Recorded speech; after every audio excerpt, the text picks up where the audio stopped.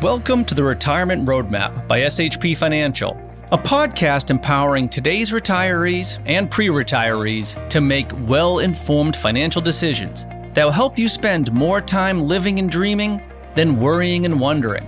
Join me, Matthew Peck, along with my co-hosts, Derek Gregoire and Keith Ellis, as we share actionable financial strategies and insights, as well as interview top thought leaders in the world of finance, accounting, and estate planning. This is all aimed at preparing you for the retirement you've always dreamed of. Our high-quality holistic planning process has helped thousands of families retire and create what we like to call the ripple effect. The Retirement Roadmap is your guide to financial freedom. Are you ready to get started? Let's go. Welcome, everyone. We're here with Matthew Peck. I'm Derek Gregoire, and we're talking as we've kind of that the whole heading of this show, Matt, is plan versus portfolio. And all right, the P's. Exactly, and it sounds so simple, right? It's like plan versus portfolio. What does that even mean? But I would say that's one of the, in terms of a value add, when you're working with a financial planning firm, or more importantly, not even to those terms, when you're getting ready to plan for your retirement or in retirement, knowing whether you have a plan or just a portfolio might be one of the biggest, crucial things you need to know in order to have a successful retirement. Or another way of putting it too is in the sense of, years ago when we started to transition more towards planning versus a portfolio, it's always good to sort of dust that off a little bit and update it and kind of, use some language and use some sort of examples of ways of expressing what that means. And kind of, we'll be talking a little bit about the pie, and so we'll try not to make too many, blueberry pie and apple pie references, but it's very crucial because it gives a very good idea of how big the financial universe is and how much work there is, because there are so many different people that would benefit from this type of message. Because, for example, you have the do-it-yourselfers, right? And then we talked about in the past how at times we might not be the best fit for do-it-yourselfers, but I think when you kind of listen to what we'll talk about today, you get an idea of just how much work it is, Correct. right? And yes, you might be doing the portfolio, but are you doing the planning, right? Or if you do have a current advisor, you're probably just getting the portfolio, but same idea, are you getting the planning? So it's just good to really update people on what's been going on, why it's important, why it continues to be important. And I think people will get a lot of value out of today. Well, Matt, just to kind of spearhead this conversation, it's kind of funny because I won't give the details, but you'll know who I'm talking about. There's a client that we work with that has several $1 million with us, mm-hmm. right? And not everyone does. Some people have less, some people have 20 million. But this person, it's probably 7 or 8 million.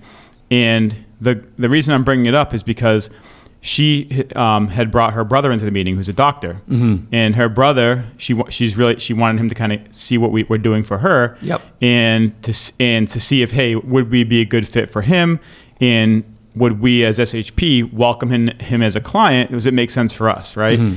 And long story short, but he came to the meeting with us. We did a review meeting. We went through the portfolio. We went through the tax strategy, the legacy strategy, the cash flow strategy, all the different things that involve a plan.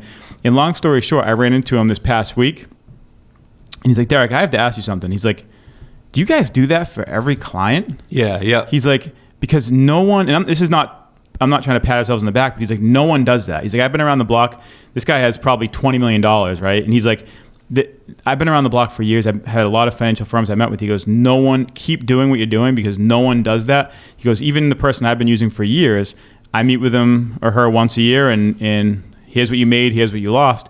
And that's really the whole meeting, right? Mm-hmm. And so I think it's important, and you know what I'm talking about, but having a plan versus just a portfolio is something you really need to think about. And hopefully as you're listening and all the things we're going to talk about today, hopefully at the end of this, you're like, you know what? I have most of that covered.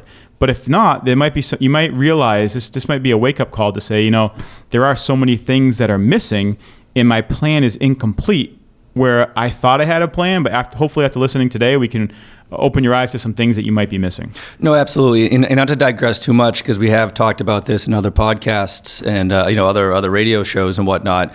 Is that another example of how we're different is just or the different structure, right, between a firm that will just be doing portfolio versus a structure that will be doing a portfolio and a plan, right?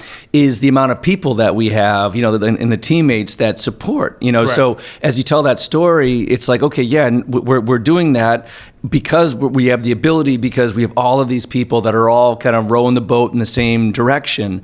And so, as I said, we'll get into the difference between planning and portfolio and sort of how that world works. But it's just, as I said, about how during different sessions, people are like, wow, you have that many people. It's like, we need this many people, in order to do what we say we're going to do. Exactly. You have to execute on a full plan. Mm-hmm. You need good people that specialize in different areas that can execute on it. Yeah, and not to, there's another firm, locally in the South Shore. I remember I met them I met one of their sort of chief investment officers. We were having, so very often, just so people know, kind of little background of our world. It's like, because let me put it this way, Derek, you talk about that client. They're our client, right? But then you have the Fidelities of the world, or the competitors. or I wouldn't say that necessarily, but more like where SHP is the client. And what I mean by that is like wholesalers, like people, firms like Invesco and PowerShares and Van Eck. Yeah, exactly. BlackRock, JP Morgan. We're clients of theirs if we're using their funds in our portfolio. Exactly. So just so everyone knows a little bit about the sort of how our industry works is, normally we're talking to you like we would like you to be our client, and so we sort of focus on you. But every once in a while, SHP is the client. When, as I said, JP Morgan and all these groups will reach out to us, and as you were saying, rightly so, they try to pitch us on using their funds in our portfolios. Yep. Long story short, it was one of those events, and so it was another firm here in the South Shore, and it was a father and a son and like a couple of the admin. And then that was it. And I'm like, how big? And so I'm like, how much are you managing? And they were managing a good amount of money, under their book. And I was like, but it's just you guys. And they're like, yeah, it's just us. And I'm like, but I mean, okay, yeah. So you do everything. Yeah, right. How do you exactly? How do you possibly do everything that the client needs when there's only 3 or 4 of you? So it's a perfect example of that firm was very, very good at doing portfolios. Sure, but that's it. Exactly. So Matt, let's talk about that difference. So the title of this entire show is Plan versus Portfolio. And when I say plan, I'll call it, just because this is what we do. We have the SHP retirement roadmap. That's our planning process. We've trademarked and used for years. So when we say plan, that's what we're referring to. So plan versus portfolio. So just to make sure everyone's on the same page, Matt. Absolutely. When I say what's a portfolio, if we say, someone comes in, that's all they had is a portfolio, what does that mean? So to kind of walk through that entire process, I think when people just have portfolios, they come into a meeting, let's say for the first time, and the meeting itself is focused on 2 aspects. One is they'll talk, so the advisor, whoever that may be, will talk to the client, and they'll talk a lot about risk tolerance. They'll talk about like, okay, are you moderate? Are you conservative? How do you get stressed out if the market goes down and things along those lines? So they'll take down some basic financial information, but a majority of what they're looking for is what's the client's risk tolerance? Like, how much are they willing to lose, right? And then the second half, or the solution to whatever the client needs or the client sort of expresses, so they're moderate or whatever, is then it's a complete focus on just the portfolio. Yep. So it's like, okay, we use this, these stocks, or we use these mutual funds, or we use these ETFs, or we use these combinations of them. And then they talk about their investment committee, where generally speaking, their portfolio and their investment committee, sometimes it's in-house, other times it's, levels away, where it's being managed down in New York, or it's being managed in Boston or Philadelphia or Florida, where, generally speaking, when the consumer is talking to the advisor really is just sort of parroting whatever investment committee is saying to them. And That's it. I mean, it's just like, okay, you're kind of removed. I mean, you kind of know what your money's moving and how it's working, but it's focused just really on the product. It's focused on the, as I said, on the ETF or the mutual fund or the stock and some far off investment committee.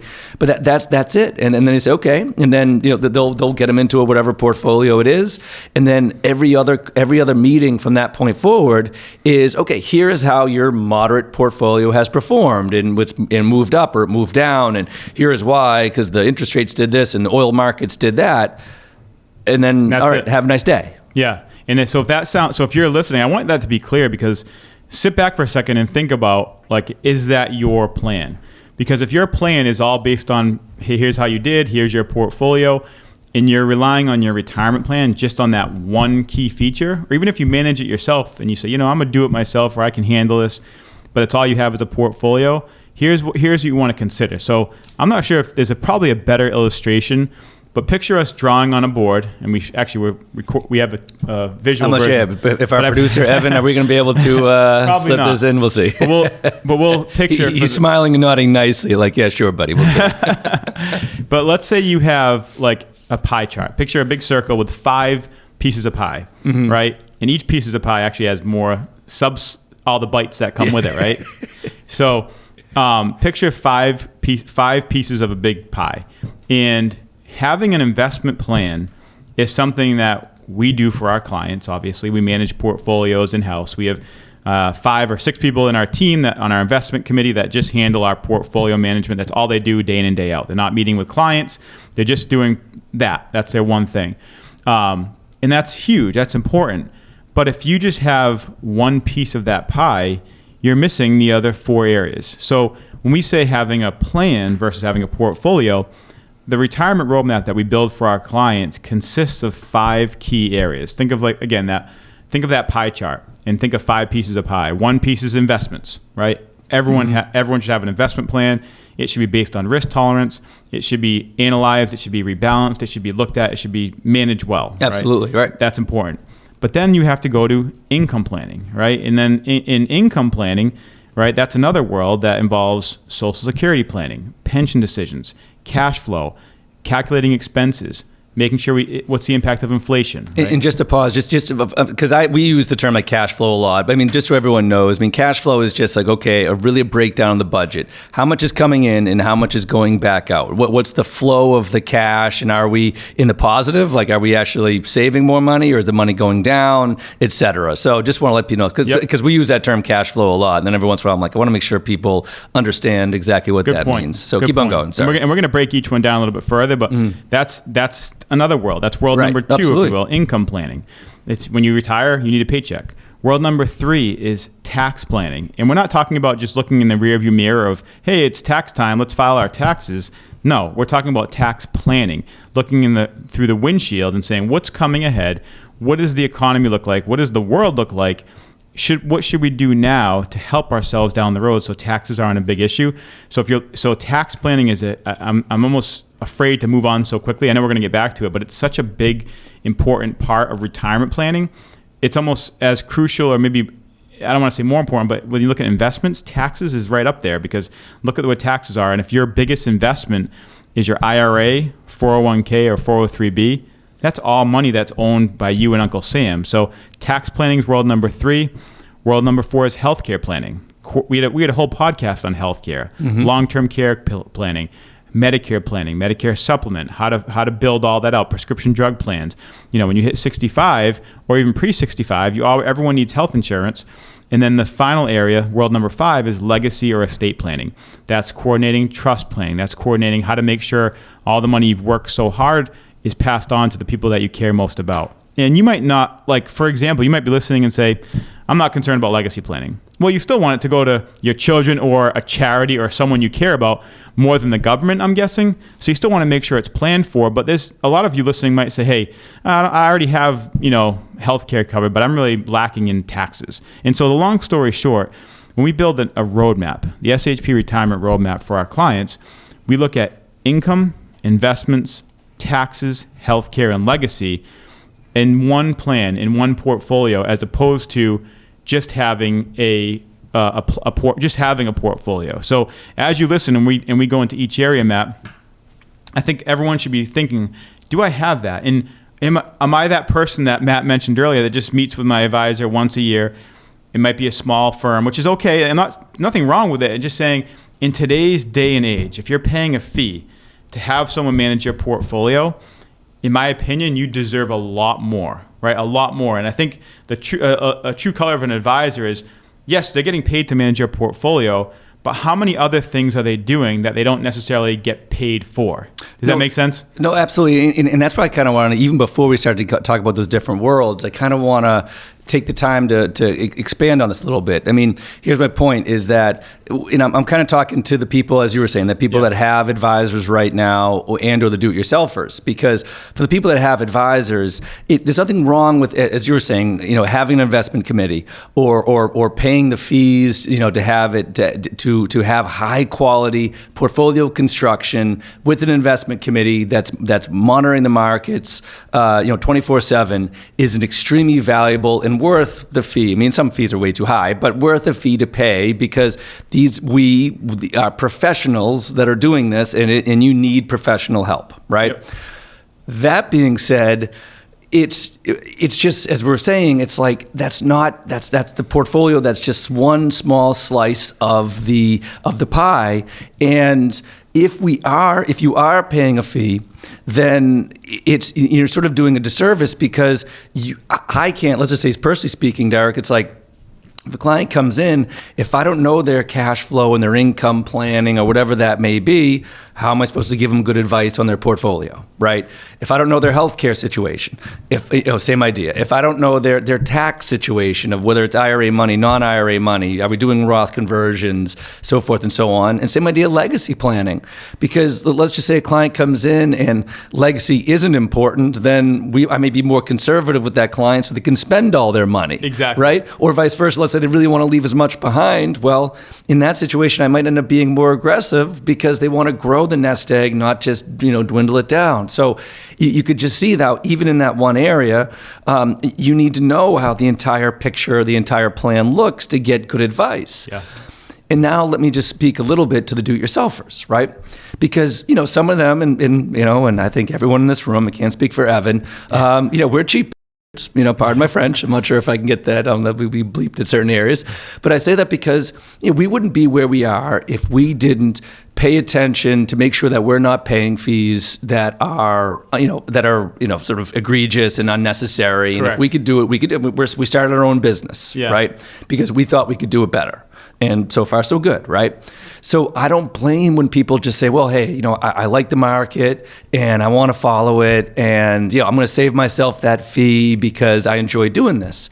But yes, you might have just saved yourself a fee in that one little area, but who's doing the income planning? Who's doing the tax planning for you? Who's doing the healthcare planning? Who's doing the legacy planning? So it's like, in that situation, you're being penny wise and pound foolish. Well, we've been doing this for almost 20. We started the firm in 2003. Yeah. Right. And I couldn't do everything we do by myself. Yeah, right. Like I'm meeting with. For everyone, he did have difficulty giving some stuff up, just for the record. But keep on going. But I'm not honestly we have a great portfolio team. I'm not a portfolio manager. I know enough. I know about everything about it. But when I'm building plans and meeting with my clients, I'm relying on our portfolio team because they're doing all the research. If I was doing the portfolios and then going to meet with a client and then back to manage a portfolio, how do you do all that? Right. And so right. I also I think, and this is again, it's people, us, we're not, this is not like, hey, look how good we are. It's not about that at all. But we've gone and helped other firms try to grow their business, right? And I remember we were going through all the stuff we do because we like to have a ripple effect, not only on our clients, but we feel like if we can share with other advisors across the country how to build a full practice financial planning firm, it's only going to help that many more people because now we know the people that they're working with are getting this full holistic advice. And I remember one time we were doing that and someone looked at me and said, that is way too much work. And I'm like, dude, yeah, right. Part of my friend. I'm like, that's your job, is to maximize your time. And so I think people think of it as that's way too much work. And honestly, 15 years ago, we didn't have the capability of doing it either. Mm-hmm. But think about we're going to get into it a little bit more, but how could you and I, Matt, just you and I, be able to do all the stuff? How could we coordinate Medicare supplements, long-term care, estate planning, trust if we need it, irrevocable life insurance trust, irrevocable trust, when to do Roth conversions, when to not, what tax brackets are we in, looking at marginal tax rates versus, there's like 4,000 things when building a plan, and we can't do it all. So if someone's on their own trying to do everything, that's a big ask. And I think that's when people say, well, how have you grown so much over the years? What's your key to success? Obviously, hard work, right? Mm-hmm. Trying to give more value than we possibly can, than we think can be, the most value we can give among all areas of retirement. And then mainly having the what I think is the most amazing team behind us to help us do what we say we're going to do. And that's executing on all these areas, not only in the beginning, but think of like all the planning that goes on throughout the year, right? And as tax codes change, our planning team is like, you know what, folks, to our advisors, hey, here's an opportunity we think we can utilize for our clients. So now as we're doing our reviews, hey, Mr. and Mrs. Jones, here's what we should be thinking about for this year based on the laws and so forth. So it's an ongoing planning process. Well, and let me also kind of give an example as we sort of dive into that about how our discovery meetings, whatever you want to call them, with someone that comes in, how it's different from sort of just a portfolio style firm, right? Where a portfolio style firm, as I mentioned, they're asking about, risk tolerance, and then they get into this ETF or that ETF and whatnot, right? And certainly we do that, right?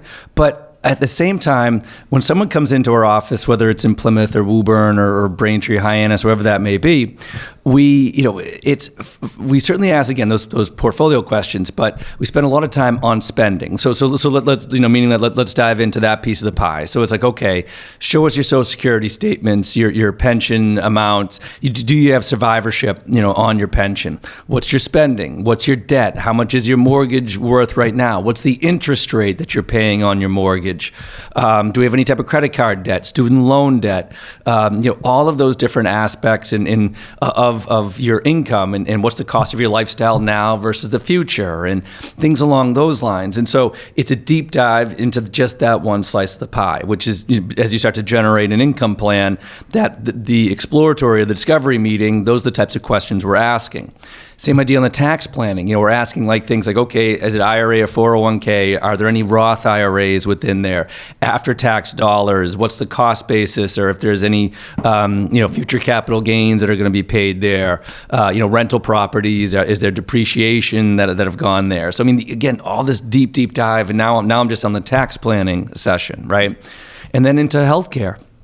Asking about, their current coverage versus, future coverage. Do they have coverage through work? How is their health? How is their longevity? Like we talk about their parents, and did their parents ever need any type of long-term care? And how familiar are they with the Medicaid and the Mass Health, here in Massachusetts, the Mass Health system and the look-back periods and everything else along those lines?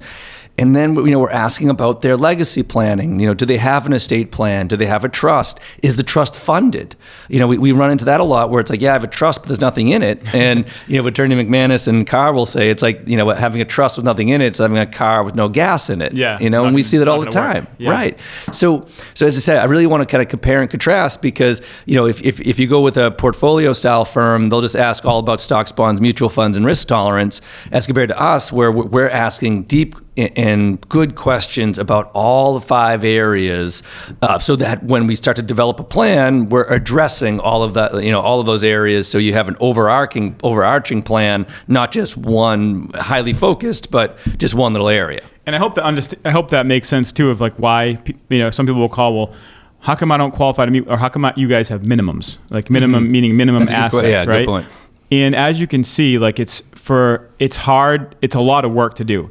And our fees range, once you have 500,000 or more, our fees are 1%, and they go all the way down to like 0.3 or 0.4% as you have more money. Mm-hmm. So we're not charging, and that's not like we're not subbing it out. We're doing everything internally. So the fees are very reasonable, if not probably too cheap, from what we've been told.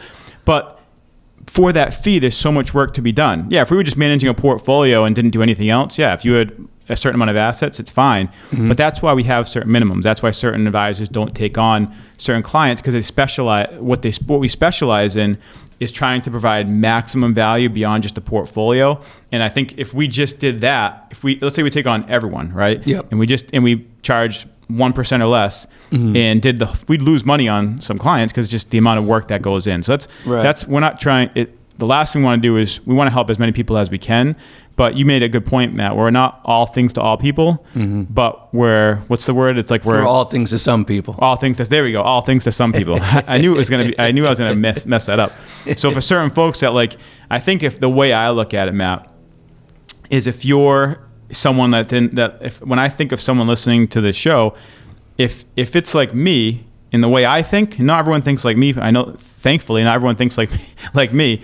But I'm like, I like to I'm like a type A, like OCD personality where it's hard for me to like enjoy something until I know my work's done. Like meaning like, let's say I want to, let's say my family is going away or something. Well, I can't leave a bunch of things on my to-do list at home. Yeah. I have to make sure it's all done. Then I can enjoy it. And so I think of myself like a million years down the road, retired.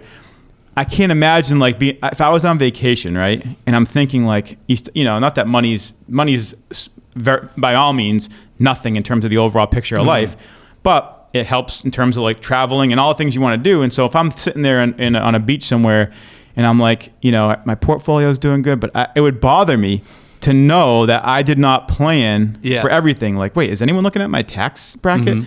Is anyone advising me based on where my taxes are? Am I missing opportunities? Wait, I can't enjoy this trip. I have to go fix this, right? So that's what I think that leads how we all kind of think alike. And that's when we're working with our clients, and we've been doing this for almost 20 years, it's like we want to make sure there's no stone left uncovered. If we can find an opportunity to improve that situation, right? Maybe it's a tweak in the portfolio. Maybe it's a tweak in the cash flow. Maybe it's a tweak in the tax strategy, or a new strategy around estate planning, or how to get a cheaper prescription through right. Any detail we can find is what we're trying to do. So I think that's what our clients love. That was what they use us for, not use us for, but why they work with our families. Why the families who work with us is like they know that we don't have to worry about this stuff. Everything from income, investments, taxes, healthcare, estate planning is being monitored so they can go enjoy their retirement. Well, and let me sort of continue the thread of like, all right, so that's the first meeting that I was talking about. So, okay, how does a plan then continue to get developed, and then what's the result, right? Well, the second and the third meeting are really diving into, okay, now that you told us here's your cash flow and here's the money coming in and coming out, right? Okay, now that you told us what your risk tolerance was, and you only want to lose 10%, but we do a risk analysis and it shows that you have a risk of up to 20% loss, whatever that may be. So it's almost like the second and third meeting is showing people where they are based on where they thought they were. As I always love, it's like, oh, I'm conservative, and it's like, oh, that's funny. Your investments are exactly. They're telling us something different. Yeah, right, exactly. So it's letting you know that, and then beginning to put together, a combination of a portfolio or in a tax plan, and kind of working with the CPAs and the attorneys that we work with to begin to circle the wagon so that now, and then make recommendations to the investment mix to then meet those particular goals, whether they're the income goals or the tax planning goals. Like, for example, and this isn't, across the board, but, generally speaking, when we do a Roth conversion, we like to have the Roth funds a lot more aggressive than the income funds, right? And I share that one example too, Derek, because what I love about, when people are done with that process, because it does take, 3, 4, even sometimes 5 meetings, that they know why they're invested the way they are, not just what they're invested. Because of course we could talk about annuities and stocks and bonds and mutual funds and ETFs. So now they know what they're invested in, as everyone should, hopefully. But now they know why they're invested. They know why that, this account is super conservative because that's my income account. And this account's a lot more aggressive because that's my long-term or my growth account, right? Or anywhere in between. So that when the markets drop and you say, or go up, you say, oh, Derek, why did this account only go up 3%? Like, well, that was your conservative account for income. Like, right. Why does the account just drop so much? Like, that's your kid's account. Yes, it's yours, but remember, that's more of your legacy account. Yeah. So now people know that, okay, as the markets move, they say, okay, that's why that moved a lot or a little, because now there's a goal attached to that. And there's a purpose. Exactly. So that's it goes back to the P's you talked about at the beginning. It's like, I think that's the biggest difference between a portfolio and a plan, is that the why to your portfolio. When you just have a portfolio, that's all you have. There's no why. You have the what, but not the why. And so that's what I love about the planning process is that once you're done with the initial one, and it's a constant one, as you were saying. I mean, we still go back to it and everything else, but the knowing what the why you're invested that way, that's when you know you have a plan. And I think and that's Matt, excellent points there. And I think that's what we're known. It's good to let people know what we're known for. And we're known for looking at all areas of retirement. We're known for building a full plan that's analyzed ongoing. And I don't know where I promise you we did not have this like 20 P's conversation before, but honestly, as I'm thinking about it, right? Yeah. We have plan versus portfolio. That's the type of the show. The process that we have is what is, I think it makes us different. And one of the other things that I wanted to use is the portal. Yeah. Right? Yeah, absolutely. Yeah. The client, and again, I promise that was not set up beforehand. Honestly, we don't really script that this much. Yeah. But the portal is another P that's important because the client portal, clients go to our website, they go to our portal, and it sounds pretty simple, but to me, it's like clients love it. And it's one spot where it tracks all their accounts. So picture P. Okay, sorry, now I'm getting bad. Picture one spot where all your accounts are tracked every day. So whether you have, it's Fidelity, whether it's in the bank, wherever it is, you have a list you can go on every day. It's updated through technology. It's secure. And every day you can go on and see your living, breathing, all your assets, your investable assets, your net worth. If you have mortgages, you can print a net worth statement in 2 seconds. So that's, every client has that, all their accounts tied together, right?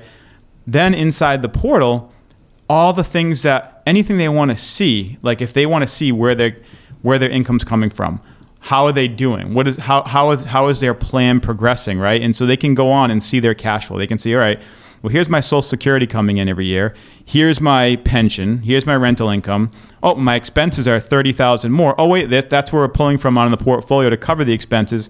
And it projects, my gosh, where you're going to be year by year. We show conservative projections so that they can see, okay, how am I going to be in 10 years, 15 years, 20 years? And by the way, if I want to buy a house, if I want to do this, how does that change things? So it's all ongoing advising, and everything in this portal has all their documents. So when we're doing a review, all the performance statements, anything around that we're doing is saved there. Their legal docs, their trust documents are all saved there. So everything within their plan they have one place they can go to track all this information. And it sounds like a lot, but when you have that and you can go on any day, any time and just say, okay, where am I at? How's my plan look? I think the key thing, I don't care if it's not with us, right? We're not, again, we're selective on who we work with. We just want to make, and you should be as well. We just want to make sure this whole show, podcast, whatever you want to call it, is dedicated to making sure that as you sit and listen right now, do you have a plan or do you have a portfolio? Are you just looking at a bunch of numbers and you have a 401k or something? Or do you have a great portfolio, but also income plan, tax plan, healthcare plan, estate plan, all combined under one roof, if that makes sense. So Matt, anything I left, I think we can kind of get into some other details. I know we've been going on for quite a bit here, but I don't want to hit people over the head with plan versus portfolio. But I think that's I can give a kind of final. Well, I was going to say the only thing to offer, and sorry that just to extend a little bit, I just wanted to give one example only because it does kind of tie together the portal and it ties together the fact of like healthcare, taxes, and portfolio. Yep. So I got just one example for you only because I met them the other day. So this good idea. Yeah. So this is Bob and Linda, and they live in Massachusetts, but they have a home in Florida. So here they are. They're doing the snowbird thing where they're up here for 6 months out of the year, down in Florida for another 6 months out of the year. So now we have the importance of the portal, which is, okay, whether they're in Florida or Massachusetts, they can go online and they can see everything that at their fingertips. Now let me talk about how their healthcare plan is impacting their tax plan. So Bob right now is taking a certain medication that costs a lot of money, but he is qualifying for a sort of a discount based on his income. Unfortunately, he's reaching a level, he's going to be turning 72 next year, and Linda's younger, but Bob's turning 72 next year. And so now he's like, okay, Matt, I'm getting my RMDs. What should I do about my required minimum distributions? Because now they're going to push me over a level where now I'm no longer going to be impacted by I might be paying full price now for this prescription drug. And so what we do within our planning process is that we're looking at a couple different what if scenarios. Like, okay, what if he has to take his RMD, and okay, what's the impact now on his healthcare budget and on the overall plan itself? Or, okay, what if we look into things like qualified charitable contributions, where you can actually take your IRA, RMD, and just push it straight to a charity, thereby erasing or eliminating the RMD. So good for charity, good for healthcare, but they have kids, so not exactly good for legacy, right? So it's just this. Our entire conversation was not about, what stock or bond to buy in. It was like, okay, let me look at how the increase in your income affects your taxes, which affects your healthcare costs, which might be coming back to affect your budget, so forth and so on. So there's so much detail into planning. And right there, that's when, as I'm working with Bob and Linda, that's an example of looking at all 5 areas of the plan, not just, if they came to, if I'm just looking at the portfolio, I'd be looking at them like a deer in headlights. Like, that's a good question. It's like, no, because they'd gone through the process, we were able to really help give them not only solutions, but just options as to what the best way forward. But now, Bob and Linda, when they make the decision, they're not going to guess, was that the best decision? They're going to know, hey, we looked at all the options, right? We looked at this, that, and we saw the impact of each decision. Now we have all the information to make the best decision for us. And that's what's most important. That's all part of planning. And so I think I'll close this with just talking about, I wrote a few things down around the SHP retirement roadmap process and what kind of we're known for. And it sounds a little cliche, but it's important. There's kind of 3 steps: charting your path, securing your future, and living your dream for retirement, right? So with charting your path, that's really just looking at all the pieces of all the pieces in the financial world, discovering what it is you truly want. Like, what are your goals in life beyond just, hey, I want to have enough to survive? That's not enough. You want to make, what are your overall goals? And then building the retirement roadmap to get you there through income, investments, taxes, healthcare, legacy, ongoing, right? And that should take the goal is to take each person from confusion to clarity, to be more clear on your plan than you've been in the past.